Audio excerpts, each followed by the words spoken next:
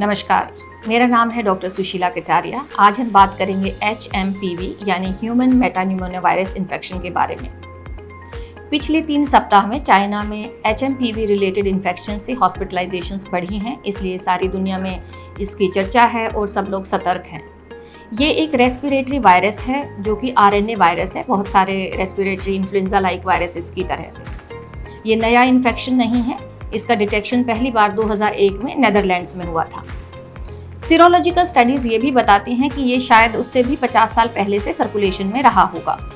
ये एकदम से नया वायरस नहीं है, तो इसका कोविड जैसी महामारी बनने की क्षमता इसमें नहीं है और डरने की इसमें कोई भी बात नहीं है। हमें सतर्क रहना चाहिए सब रेस्पिरेटरी इन्फेक्शन से। कोई भी रेस्पिरेटरी इन्फेक्शन में कॉम्प्लिकेशंस हो सकती हैं 1% केसेस में, स्पेशली बहुत छोटे बच्चों में या बुजुर्ग लोगों में या लोगों को जिनको कोमॉर्बिड मेडिकल इलनेस है। सो HMPV एक RNA वायरस इन्फेक्शन है। इंक्यूबेशन पीरियड लाइक एक्सपोजर से डिजीज मैनिफेस्ट होने का समय रहता है 3 से 6 दिन और मोड ऑफ ट्रांसमिशन रहता है इसका ड्रॉपलेट्स के थ्रू, मतलब एक इन्फेक्टेड पर्सन से दूसरे नॉन इन्फेक्टेड पर्सन को रेस्पिरेटरी ड्रॉपलेट्स के थ्रू हो सकता है। या हम कहीं खांसते हैं, छींकते हैं या हमारे कंटामिनेटेड हैंड्स किसी सरफेस को टच करते हैं और फिर दूसरा व्यक्ति उस सरफेस को टच करता है तो उससे भी ये इन्फेक्शन स्प्रेड हो सकता है। यूजुअली ये रेस्पिरेटरी इन्फेक्शंस सर्दी के ख़त्म होने पर और स्प्रिंग के शुरू होने पर ज़्यादा होते हैं। सो पहले यूजुअली एक इन्फ्लुएंजा की वेव आती है और उसके बाद में मेटान्यूमोनिया वायरस की वेव आती है। ये ज़्यादातर अपर रेस्पिरेटरी ट्रैक्ट को इन्फेक्ट करता है, तो सिम्टम्स आपके होंगे खांसी है, जुकाम है, गला खराब है, नोज़ स्टफ़ी है। जब कॉम्प्लिकेशंस होती हैं तो लंग की इन्वॉल्वमेंट हो सकती है, तो ब्रेथलेसनेस होना, बच्चों का सुस्त हो जाना या दूध नहीं पीना ऐसा रहता है।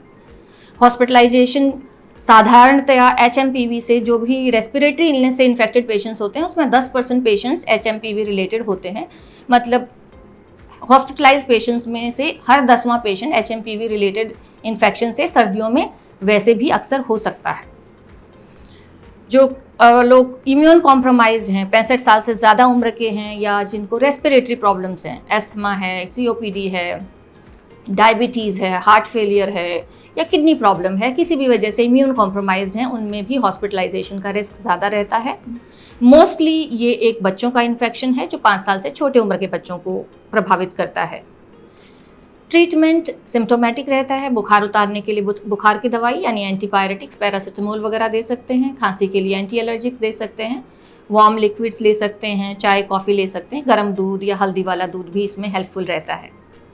कोई स्पेसिफिक एंटीवायरल अप्रूव्ड नहीं है जिस पर रिसर्च चल रही है और अभी इसका कोई स्पेसिफिक वैक्सीन भी उपलब्ध नहीं है। इस बीमारी में कोविड जैसी महामारी बनने की क्षमता नहीं है, फिर भी हमें सतर्क रहना चाहिए, सावधान रहना चाहिए। रेस्पिरेटरी एटिकेट्स को हमेशा हमें फॉलो करना चाहिए, जैसे खांसते छींकते समय अपने फेस को ढक के रखें। बाहर पब्लिक एरियाज़ में जा रहे हैं तो मास्क पहनिए। किसी भी कंटामिनेटेड सरफेस को टच करने के बाद अपने हैंड को प्रॉपरली सोप एंड वाटर से क्लीन करिए। इन छोटी छोटी बातों का ध्यान रखें। स्वस्थ रहिए, मस्त रहिए। Thank you.